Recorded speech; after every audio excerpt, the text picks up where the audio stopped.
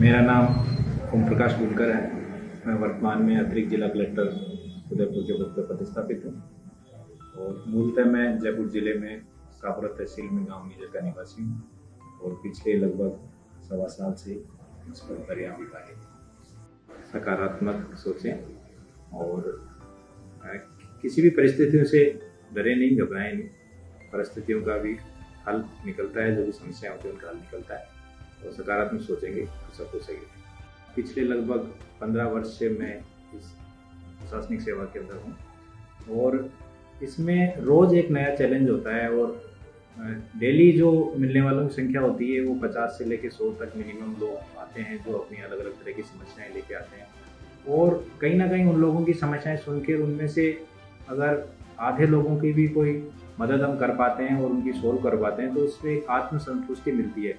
मेरा नाम ओम प्रकाश गुलकर है। मैं वर्तमान में अतिरिक्त जिला कलेक्टर उदयपुर के पद पर पदस्थापित हूँ और मूलतः मैं जयपुर जिले में कापुरा तहसील में गांव नीजर का निवासी हूँ और पिछले लगभग 1.25 साल से इस पद पर यहाँ विभाग है। देखिए, 5वीं क्लास तक तो मैंने जो राजकीय जो प्राथमिक विद्यालय थी गांव के अंदर उसी में पढ़ाई की थी और जो उस वक्त के जो गेम्स थे या पढ़ाई थी वो यही थी कि हम केवल स्कूल में पढ़ते थे, घर पे आके पढ़ने का या ट्यूशन का ऐसा कोई वो स्कोप नहीं था और वो जो पारंपरिक खेल हैं गांव में वो खेला करते थे। उसके बाद 6ठी कक्षा से लेकर 12वीं कक्षा तक मैंने सैनिक स्कूल चित्तौड़ में रह के पढ़ाई की है। तो वो एक हॉस्टल का माहौल था, वहाँ अलग तरह का सारा डिसिप्लिन और टाइम टू टाइम सारी एक्टिविटीज़ करना, उसमें उस स्कूल में ऑलराउंड डेवलपमेंट पे थोड़ा फोकस करते हैं। तो वो अलग तरह का माहौल था कि किस तरह से घर से दूर रह के और जो अपने बराबर के या अपने से बड़े और छोटे बच्चे हैं उनके साथ रह के अपन अडेप्ट करके और पढ़ाई करते हैं, वो उस माहौल में सीख। देखिए, पिछले लगभग 15 वर्ष से मैं इस प्रशासनिक सेवा के अंदर हूँ और इसमें रोज़ एक नया चैलेंज होता है और डेली जो मिलने वालों की संख्या होती है वो 50 से लेकर 100 तक मिनिमम लोग आते हैं, जो अपनी अलग अलग तरह की समस्याएं लेके आते हैं और कहीं ना कहीं उन लोगों की समस्याएं सुनकर उनमें से अगर आधे लोगों की भी कोई मदद हम कर पाते हैं और उनकी सोल्व कर पाते हैं तो उससे एक आत्मसंतुष्टि मिलती है और उसी से ये प्रेरणा मिलती है कि हम जो है वो आगे और अच्छा करें और इससे एक मोटिवेशन मिलता रहता है जिससे कि हम आगे से आगे इसको करते रहते हैं और इसमें बोर होने जैसा कभी भी कोई भाव आता नहीं। देखिए, जहाँ तक चैलेंजेस की बात है तो इस पद पे रहते हुए अनेक प्रकार के चैलेंज आते हैं। सबसे पहले जैसे पारिवारिक रूप से मैं कहूँ तो जिस तरह के जो प्रोफाइल है उसमें छुट्टियाँ अक्सर नहीं मिल पाती हैं, तो जो फैमिली फंक्शंस होते हैं या रिश्तेदारों के यहाँ शादी ब्याह वगैरह होते हैं उसमें बहुत कम अटेंड करना पड़ता है। तो उससे कहीं ना कहीं जो है वो परिवार में एक ऐसा भाव आता है कि भाई पता नहीं आना भी चाहते हैं कि नहीं आना चाहते हैं, लेकिन वही है कि उनको ये सब समझाना पड़ता है कि भाई नहीं, हम नहीं आ पा रहे हैं और कई जब भी मौका मिलता है कोई ऐसी बात होती है तो उनको भी समय देते हैं। तो ये एक परिवार की तरफ से हमेशा एक चैलेंज बना रहता है। दूसरा चैलेंज जो है वो एक मतलब जिस तरह का अभी प्रेशर का गेम हो गया है कि लोगों को लगता है कि भाई हमारा काम या जो भी कोई बात है वो किसी के जो है प्रेशर में हो नहीं कर पा रहे हैं या ऐसा है, तो वो जैसे जैसे अवेयरनेस ज़्यादा आ रही है लोगों की एक्सपेक्टेशन ज़्यादा बढ़ती जा रही है, तो एक जो लोगों की एक्सपेक्टेशन है वो सबसे बड़ा चैलेंज है। उसके बाद जो चैलेंज है वो अपने जो सुपीरियर्स हैं, सीनियर्स हैं और पॉलिटिकल लोग हैं उनकी भी एक्सपेक्टेशन रहती हैं और परफॉर्म करने का प्रेशर हमेशा बना रहता है। तो वो एक अंडर प्रेशर हमेशा काम करना। ऐसा है कि शुरू में जब भी ट्रांसफ़र होता है तो ऐसा लोगों को लगता है और वैसे मतलब जैसे जो गवर्नमेंट सर्वेंट्स हैं वो भी सब पब्लिक में से ही आते हैं, तो पब्लिक में अब ऐसा एक मतलब एक अविश्वास सा हो गया है या अंधविश्वास मैं कहूँ कि उनको लगता है कि जब तक कोई पैसा नहीं ले तब तक अपना काम कैसे कर सकता है। तो हर आदमी जो है वो पहले ये सोचता है कि नहीं, मेरे को कहीं ना कहीं से कोई आदेश है तो बताएं। तो इस तरह की बात वो हर आदमी पहले जिसका भी कोई काम आता है तो वो सोचता है। तो उसको एक विश्वास दिलाना है और इस चीज़ से निकलने में हर पद पे आने पे थोड़ा सा समय लगता है और उसके बाद में जब लोगों को लगता है कि नहीं, हाँ यहाँ से जो है फाइल नहीं रुकती है और निकल जाती है, काम हो जाता है, तो उसके बाद में फिर ये ऐसी चीज़ नहीं आती है। शुरू में ऐसा कुछ कभी होता था तो बुरा भी लगता था, और लगता था कहीं ऐसा तो नहीं है कि कोई अपनी इमेज ऐसी जा रही है कि जिससे लोग वो ऐसा, लेकिन अब पता चल गया कि नहीं, ऐसा नहीं है। लोगों को लगता है कि बस मेरा काम हो जाना चाहिए, और उनको विश्वास नहीं होता है कि जब तक कि कोई आदमी, मतलब उनको ये नहीं हो कि भाई हाँ नहीं कोई पैसे नहीं लेता है, तो वो उनको ये विश्वास करना थोड़ा सा मुश्किल रहता है। तो उसको थोड़ा सा पता नहीं, समय के साथ शायद इसमें बदलाव आएगा। कोविड एक ऐसा चैलेंज था जो कि एक ब्लेसिंग इन डिस्गाइज आया है जो भी राजकीय कर्मचारी अधिकारी उनके लिए, और इसमें भी अलग अलग फेजेस थे। शुरू का जो फेज था जिसमें हम अप्रैल मई जून का फेज था, उसमें पॉजिटिव केसेस इतने संख्या में नहीं थे, पॉजिटिव केसेस नहीं आ रहे थे, लेकिन बाकी जो लॉकडाउन की वजह से जो प्रॉब्लम्स थी उनको मैनेज करना, जो माइग्रेंट्स थे वो काफ़ी संख्या में इधर से गुजर रहे थे, गुजरात से आगे जाने वाले वो माइग्रेंट्स की संख्या काफ़ी थी। यहाँ से जो लोग बिहार, गुजरात या दूसरे जो यूपी, वेस्ट बंगाल तक जाने वाले थे, उनको मैनेज करना, उनको ट्रेन के मार्फत, वो बसों के मार्फत उनको भेजना, वो एक बड़ा चैलेंज रहा था शुरू के दिनों में।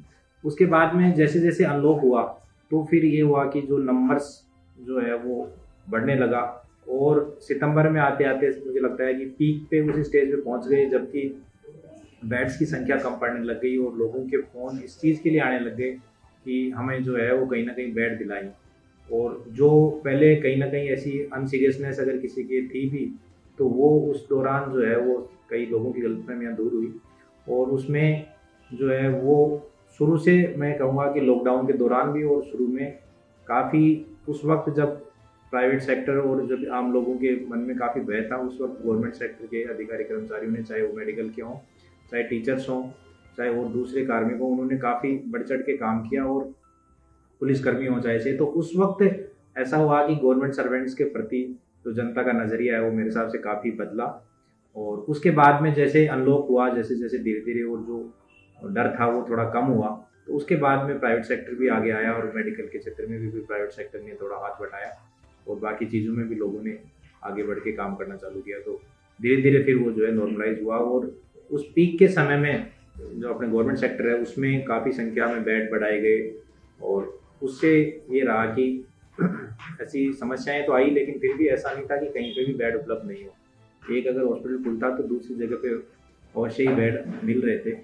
तो जो स्थितियां दिल्ली में या मुंबई में हुई, वो स्थिति उदयपुर में कभी आई नहीं। लेकिन ये तो जो डिस्ट्रिक्ट लेवल की जो डिजास्टर मैनेजमेंट कमेटी थी, उसकी बैठक लगभग प्रतिदिन ही शाम को होती थी। उसके अलावा ICMR की क्या गाइडलाइन है, भारत सरकार की क्या निर्देश है नए, राज्य सरकार के क्या निर्देश हैं, राज्य सरकार के द्वारा भी मुख्यमंत्री महोदय के स्तर पर भी और अन्य जो है अधिकारियों के स्तर पर भी काफ़ी सारी VC के मार्फत निर्देश और आदेश मिलते रहते थे। और राज्य सरकार के जैसे जैसे निर्देश मिले जिला कलेक्टर महोदय के, और सब लोगों से सलाह करके, मशवरे करके, और जो बेहतर लगा उस परिस्थितियों में उसके अनुसार निर्णय लिए जाते रहे। और चूँकि पहले शुरू के अंदर भय ज़्यादा था और इसके बारे में जानकारी बहुत नहीं थी कि भाई कैसे फैलेगा और क्या होगा, तो उस हिसाब से निर्णय लिए गए।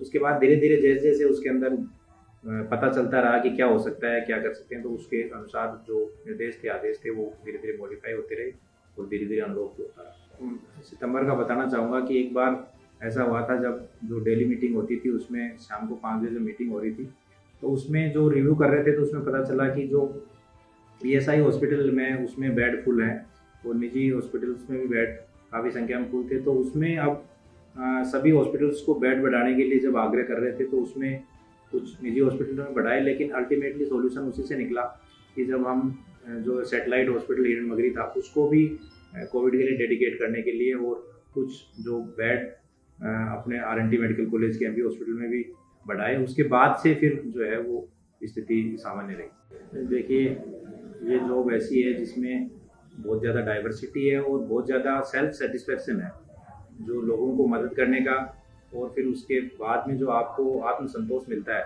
उसकी कोई कल्पना कर नहीं सकते जब तक कि अपन खुद नहीं कर पाते हैं।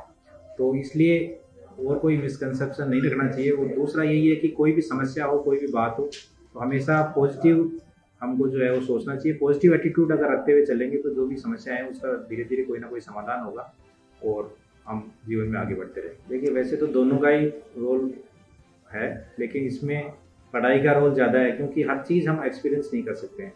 तो कुछ एक्सपीरियंस से मिलता है, लेकिन बाकी ज़्यादा पढ़ के दूसरे लोगों से सीख के उससे ही हमको ज़्यादा करना पड़ेगा, क्योंकि लाइफ इतनी छोटी है कि सब कुछ एक्सपीरियंस कर करके ही हम सीखेंगे, तो फिर वो हमारा जो लाइफ है वो कम पड़ जाएगी। और दूसरा, नज़रिया सबसे महत्वपूर्ण है जीवन में। अगर हमारा सोच सकारात्मक है, हम पॉजिटिव सोचते हैं, और तो ज़रूर हम जो भी समस्या हो, कोई चाहे पारिवारिक हो, चाहे से आपकी प्रोफेशनल की हो, कैसे भी हो, उसमें हम हमेशा सकारात्मक और सही दिशा में ही बढ़ेंगे। और अगर हम नेगेटिव सोचेंगे और तो उसमें ज़रूर हम हमेशा परेशानी में रहेंगे। सर्विस में भी बहुत सारे ऐसे अधिकारी साथ काम करने का मौका मिला है, जो कि एक तरह से रोल मॉडल के रूप में रहे हैं। अभी मैं हाल ही का उदाहरण दूँ तो जैसे सेक्रेटरी वाईटी रामनिवास मेहता जी थे, तो वो इतना डेडिकेटेड थे अपने काम के प्रति कि मतलब हम उनको कम्पीट करते रहते थे कि भाई कितना उनसे हम कितना काम उनसे सीख सकें और उनकी तरह कर पाएँ। तो इस तरह से बहुत सारे ऐसे अधिकारी मिलते हैं जिससे हमको कुछ ना कुछ सीखने को मिलता है, और अच्छा करने को जो है उनको प्रेरित करते रहते हैं। तो उसी से जो है वो हमको और बेहतर हम सर्विस में कर पाएँ, ये चलता है। देखिए, मैं तो सबसे पहली बात तो ये कहना चाहता हूँ कि आदमी को दूसरे की बात सुननी चाहिए, इससे आधी समस्याएं अपने आप सोल्व हो जाती है। इवन जैसे काम करने में भी ये है कि जो हमारे साथ काम करने वाले लोग हैं उनकी बात हम सुनते हैं, चाहे उनकी बात से हम सहमत हों चाहे नहीं हों, लेकिन उनकी बात सुनते हैं तो उनको लगता है कि भाई हाँ, हमारी बात को तवज्जो दी गई है, और उसके अकॉर्डिंग अगर कहीं हमको लगती है कि भाई हाँ, उनको इनकॉर्पोरेट करने की ज़रूरत है तो उसको इनकॉर्पोरेट भी कर सकते हैं। ऐसे ही कोई व्यक्ति हमारे पास समस्या लेके आता है, उसकी बात भी अगर हम एक बार पूरी तरह से सुन लेते हैं तो वो 50% सेटिस्फाई तो उस चीज़ से हो जाता है, और फिर आगे हम उसमें थोड़ा प्रयास करते हैं तो काफ़ी कुछ उसमें जो है सरल हल निकल जाता है समस्या का। ऐसे ही पारिवारिक ज़िंदगी के अंदर है कि चाहे पति पत्नी का रिश्ता हो या आपके परिवार में कोई हो, कि अगर हम आपस की एक दूसरे की बात को सुनेंगे समझेंगे तो वो जो समस्याएं हैं उनमें सॉल्यूशन की तरफ ही बढ़ेंगी और वो सब कुछ अच्छा ही होगा। नहीं, जब भी समय मिलता है तो मैं बच्चों के साथ या तो फुटबॉल खेल लेता हूँ या क्रिकेट खेलता हूँ, तो कोई ना कोई गेम्स जो है बच्चों के साथ खेलता हूँ। इसमें लाइफ मंत्र में यही कहना चाहूँगा कि सकारात्मक सोचें और किसी भी परिस्थितियों से डरे नहीं, घबराएं नहीं। परिस्थितियों का भी हल निकलता है, जो भी समस्याएं होती है उनका हल निकलता है, और सकारात्मक सोचेंगे तो सब कुछ सही है।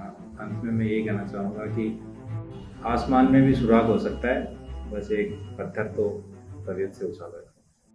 दोस्तों, ये थी ओम प्रकाश बुनकर की प्रेरणादायक कहानी, जो पिछले 6 सालों से उदयपुर में एडिशनल डिस्ट्रिक्ट कलेक्टर के पद पर कार्यरत है। अपनी ड्यूटी पूरी ईमानदारी से करना ये अपना परम कर्तव्य समझते हैं। हमेशा गरीब लोगों की हर संभव मदद करते हैं।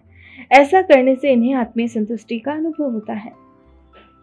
जी हाँ दोस्तों, सबरा तहसील जयपुर में जन्मे ओम प्रकाश बुनकर वहीं पर पले बड़े। वर्तमान में उदयपुर में एडिशनल डिस्ट्रिक्ट कलेक्टर है और ये हमेशा अपने पद की गरिमा को बनाए रखने में विश्वास रखते हैं। जिस पेशे में ये हैं, ऐसे में सैकड़ों लोग इनके पास हर दिन अपनी समस्याएं लेकर पहुंचते हैं, इसी उम्मीद के साथ कि इनकी शरण में आने के बाद जरूर उन्हें अपनी समस्या का स्थायी समाधान मिलेगा।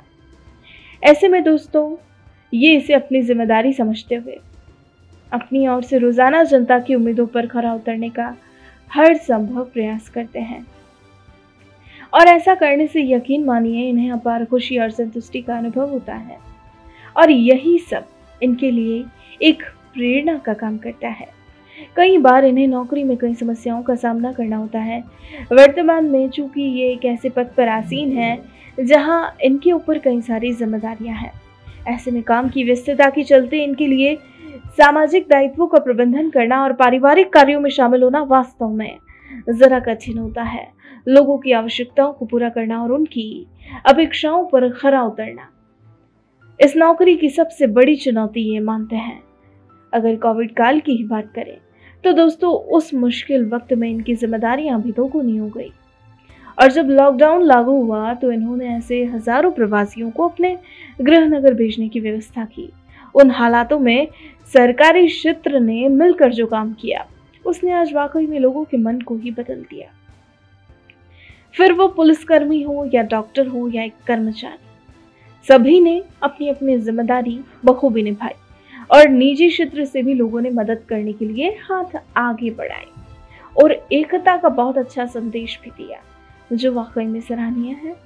उसी दौरान इन्होंने भी राज्य सरकार द्वारा दिया गए दिशा निर्देशों का पूरा पालन किया और अपनी सेवाएं भी दी। आज की युवा पीढ़ी के लिए भी इन्होंने अपनी कहानी में एक बहुत अच्छा सुझाव दिया कि जीवन में सकारात्मक दृष्टिकोण रखना बहुत जरूरी है। जी हाँ, अगर हम सकारात्मक सोच के साथ आगे बढ़ेंगे तभी हम सफल हो सकते हैं। तो दोस्तों, ये थी उदयपुर के additional district collector Om Prakash बुनकर के जीवन से जुड़ी कुछ दिलचस्प बातें। उनके निजी और पेशेवर जीवन से जुड़ी वो खास बातें, उनके वो खास अनुभव जो उन्होंने हमारे साथ शेयर किए। दोस्तों, हम आशा करते हैं कि आपको उनके द्वारा बताई गई तमाम चीज़ें, उनके अनुभव, उनकी खट्टी मीठी यादें सभी बहुत पसंद आई होगी।